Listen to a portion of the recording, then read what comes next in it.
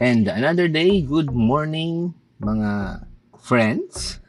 Ito yung bagong Holy Land Lark Max 2. Ito yung second generation, 2.4 GHz na wireless microphone system. Yan. So, tara, unbox natin. Meron tayong, in-order ko to sa Lazada before. Yung mga parang credit card na nagiging kutsilyo. I think I ordered many. Pero, binigay ko sa mga anak ko. Yung isa na hold sa hotel, yung isa sa airport. So wala na sila mga ganyan. So tara, buksan natin to.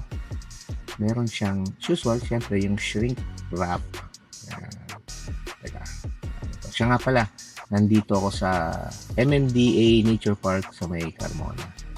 Nag-visit coming from Tagaytay, no? Nag-breakfast kami ng mga anak ko, unplanned. So I'm using din a camping chair. Yan. Marami tayo niyan Tapos umorder pa ako ng dalawa. Kasi nasisira yung may free na camping chair sa Shell nung nagpa-PMS ako pero nasira. Okay, open natin as usual. Meron siyang sticker dyan. Ano natin to? Kutsilyuhin natin. Gayahin natin yung mga nakikita natin mga influencers. Siguro doon dadami yung natin, likes natin kasi kutsilyo rin ginagamit nila. Okay. Sturdy box siya na matte yung box. Kaya, premium na premium. Siyempre, Holy Land din naman yan. Hindi naman siya mura. Pricey naman siya. Kaya, expected na yon. So, hindi na tayo nagugulat. Again, this is the Holy Land Lark Max 2. No? So, disclaimer lang, no? Hindi sponsored to. Hindi bigay ng Holy Land to. Meron siyang sa laman, sa ibabaw, meron siya nung manual. Syempre, ayan. Again, hindi sponsor to ng Holy Land. Binili natin to ng sarili nating pera galing sa mga shoots natin. So, hopefully, dumami pa yung shoots. Yan. Well, kung may mga nakakilala sa akin, kasi photographer ako, diba? Pero may mga audio system talaga ako. May mga gamit ako pang video. Dinadala ko parati sa shoot kasi nga, dun sa shoot, kung magka-problema yung video team, syempre may dala akong gamit, makakatulong. Kasi one team naman tayo. No? Pero ngayon, I'm trying na makapag self-learn or makapag-aral ng static video, main video. Yan. So, yan yung manual and may card siya na welcome, Surbanes Eclabu. So, ito yung box niya. Pasok natin yan para hindi mawala kasi mahangin dito. Maganda dito guys. Bisitahin nyo. May mga food stall din dito. Alam ko may mga nag-post na sa YouTube nyo. MMDA Nature Park sa may Carmona. Then, meron pa siyang plastic na nakita na natin to sa lahat ng mga sa mga nag-unboxing. Kasi parang last year pa ata to, I don't know. Kumuha lang ako kasi meron akong Godox na MoveLink 2. Yung gamit ko, dalawa yon. So, ang in-order natin ngayon is apatan. Meron siyang nylon na pouch. Na nandun naman siya lahat. So, isa-isahin natin, no? So, sa ngayon, meron siyang ano ba to? Alam ko, ito yung adapter niya sa ilalim na USB Type-C and then yung 3.5 na mini 3.5 na TRS. So, sa isang plastic pouch na to, dalawa ang laman yan. So, nilalagay yan dun sa transmitter para pwede mong lagyan ng lavalier. Tapos, Type-C siya, adapter to 3.5 TRS. Yan. So, ayan, may TRS. Tapos yung Type-C. Again, another 2. Kasi nga, 4 yung in-order natin. So, in total, yung transmitter na itong in-order natin ay 4. Yan. So, 4 sila. Ngayon, dahil 4 sila, meron din siyang mga accessories na syempre pang 4 din. So, ito yung magnets niya. Yan. Marami nagsasabi regarding dun sa magnets niya, ba't hindi pa ginawang bakal yung clip. Sana nga, para hindi na siya isusuotan ng sleeves. I don't know kung ano yung thinking nila doon. Pero yun, 4 na magnets yan, 4 na sleeves para pwede mong i-clip sa damit. At pwede rin via magnetic. Ang maganda kasi niya, yung magnet niya ang liit lang. Kasi syempre, gusto natin incognito yung mga gamit natin. Then meron siyang charger cable na Type-C to Type-C. Kasi nga, yung pinaka-box niya tapos meron siyang isang isa lang na 3.5 to 3.5 TRS. Wala siyang TRRS. Yung TRRS ginagamit yun sa TSSR pala, ginagamit yun sa cellphone. Yan. So ito na yung dalawang transmitter niya. Yan, may pinakabalot pa siya. Ito yung nasa labas ng mismong case na. Nasa labas yan. Although nasa loob ng pouch, nasa labas. Kasi yung case nila pang dalawahan lang talaga.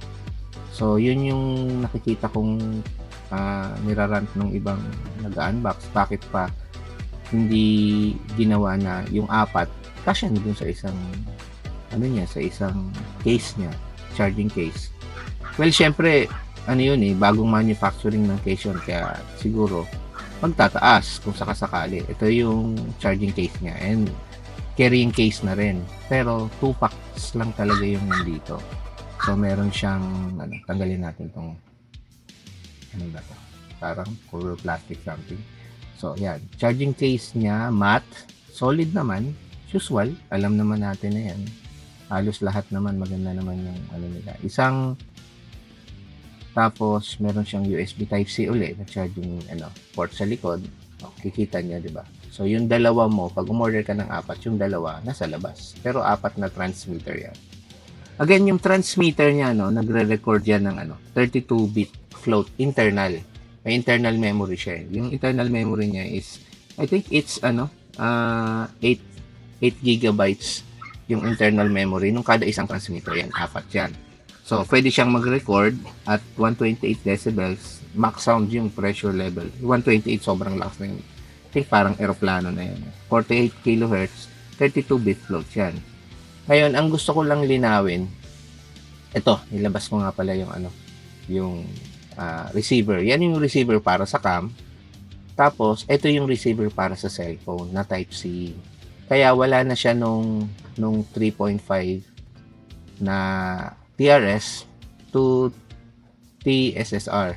Parang yung TSSR ba o TRRS? Ring, tip, ring, tapos sleeve. Think, yun. So, ayan yung package niya.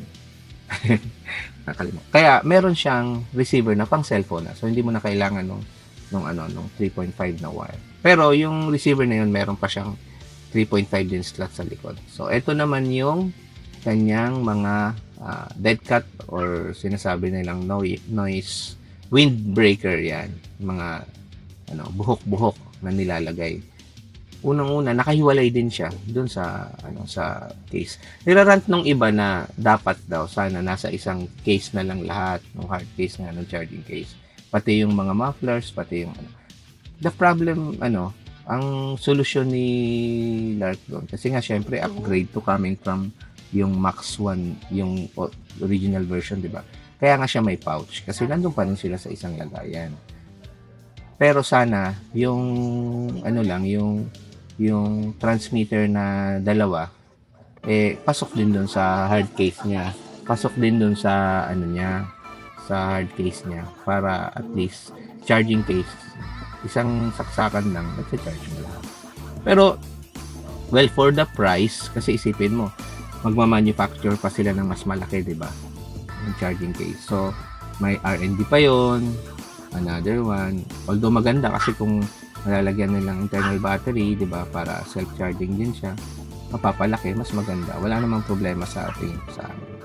So this is the Holy Landmark Lark Max 2, no?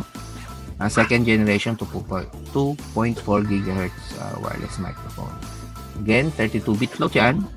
Tapos check natin sa sa mga usage natin. Sana makuha na natin para at least matest natin. Marami naman testing na sa mga tropa dyan. Ayan siya. Solid na natin sa box at tayo mag-relax na dito hanggang mga 6 or 7. Yan, 7 PM siguro, 6 PM bago kami bababa ng Manila. Dahil coding ako. Bye-bye guys!